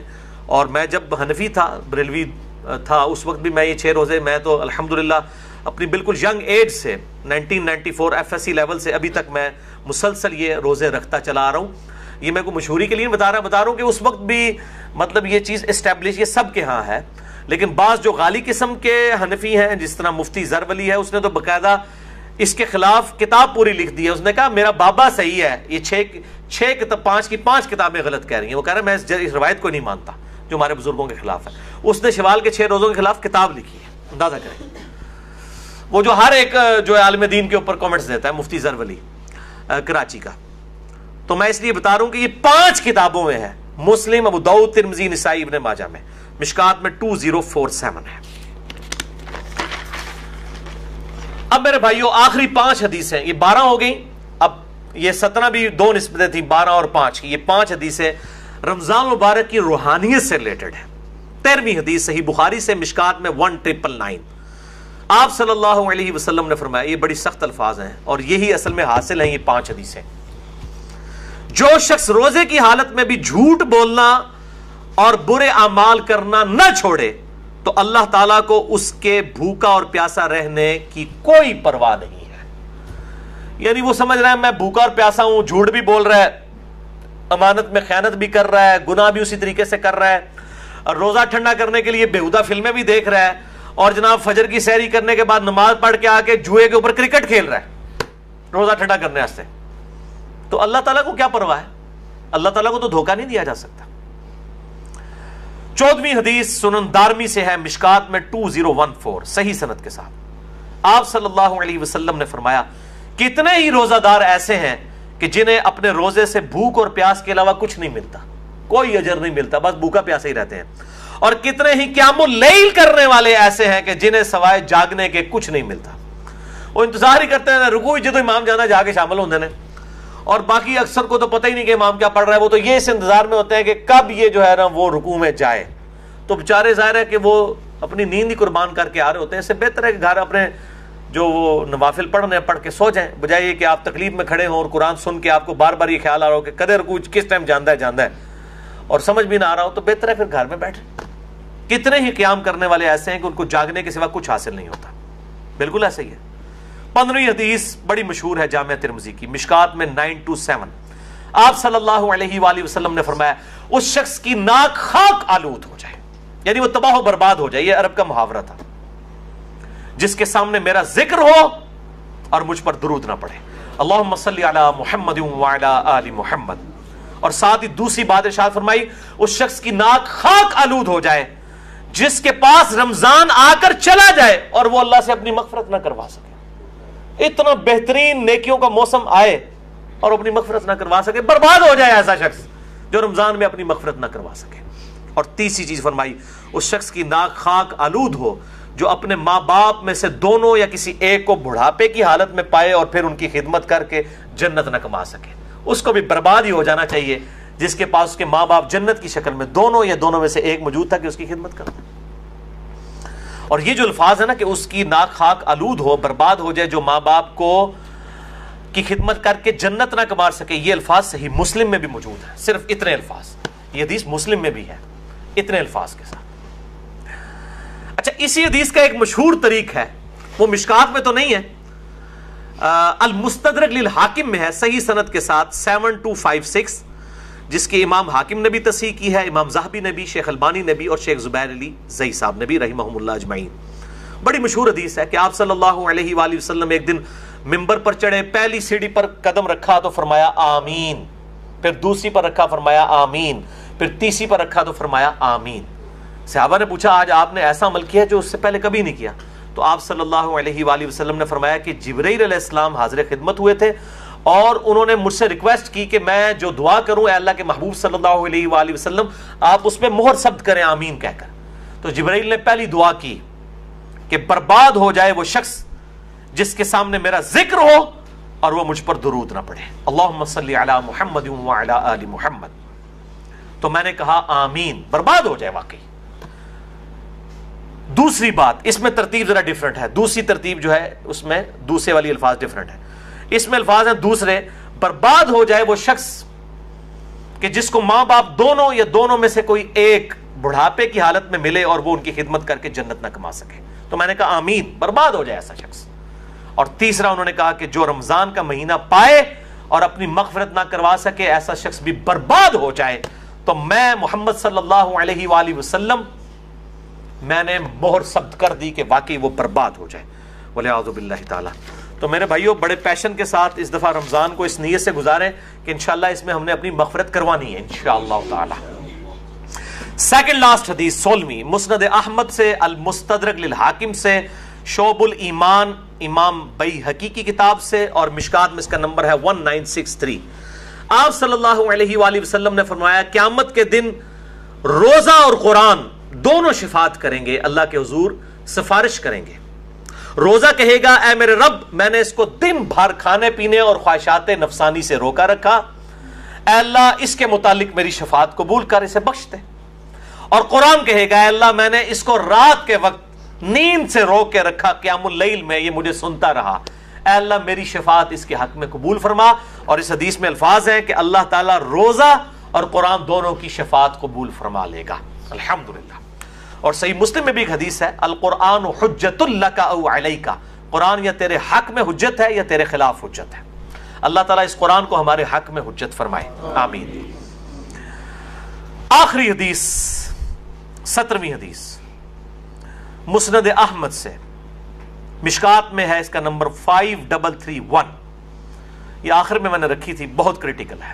آپ صلی اللہ علیہ وآلہ وسلم نے فرمایا جس شخص نے دکھلاوے کے لیے نماز پڑھی اس نے شرک کیا، جس نے دکھلاوے کے لیے روزہ رکھا اس نے شرک کیا، اور جس نے دکھلاوے کے لیے اللہ کی راہ میں صدقہ کیا اس نے شرک کیا، والعیاذ باللہ تعالی۔ یعنی روزہ بھی تبھی قبول ہے جب اللہ کے لیے رکھا جائے۔ اکثر لوگ بڑے فخریہ کہہ رہے ہوتے ہیں میرا تو آج 8 پیرا روزہ ہے، فخریہ بتا رہے ہوتے ہیں، بھئی آپ نے اللہ کے لیے رکھا ہے، لوگوں کو جا کے کیوں اناؤنسمنٹ کر رہے ہیں؟ اللہ کے لیے روزہ ہونا چاہیے۔ اخلاص نہیں ہوگا، اللہ کے لیے پروٹوکول نہیں ہوگا تو اس روزے کا کوئی فائدہ نہیں ہے۔ اور سورۃ الانعام کی آیت نمبر 162 مجھے ضمناً یاد آ گئی، قل ان صلاتي ونسكي ومحياي ومماتي للہ رب العالمین۔ اے محبوب صلی اللہ علیہ وآلہ وسلم آپ اللہ کے حضور عرض کیجئے اور اپنی عوام کو بھی بتا دیں، اپنی امت کو بھی، بے شک میری نماز، میری قربانی، میرا جینا، میرا مرنا سب کچھ میرے اللہ کے لیے ہے جو سارے جہانوں کا پالنے والا ہے۔ اللہ کے لیے مخلص ہو جائیں، اخلاص شو کرنے والے، تب یہ اعمال اللہ تعالیٰ کی بارگاہ میں قبول ہیں۔ تو یہ 17 صحیح الاسناد احادیث مکمل ہوئیں۔ اب جو فقہی احکام و مسائل ہیں وہ انشاءاللہ میں اگلی دفعہ 70 کے قریب احکام و مسائل ڈسکس کروں گا انشاءاللہ تعالیٰ۔ آج والا مسئلہ نمبر 53A ہے، اگلی دفعہ انشاءاللہ نیو 53B ہوگا۔ اللہ تعالیٰ سے دعا ہے جو حق بات میں نے کہی اللہ تعالیٰ ہمارے دلوں میں راسخ فرمائے، اگر جذبات میں میرے منہ سے کوئی غلط بات نکل گئی تو اللہ تعالیٰ ہمارے دلوں سے ہی معاف کر دے، ہمیں کتاب و سنت کی تعلیمات پر عمل کر کے دوسرے بھائیوں تک پہنچانے کی توفیق عطا فرمائے۔ سبحانک اللہم و بحمدک، اشہد ان لا الہ الا انت، استغفرک و اتوب الیک، وما علینا الا البلاغ المبین۔ جزاکم اللہ خیرا۔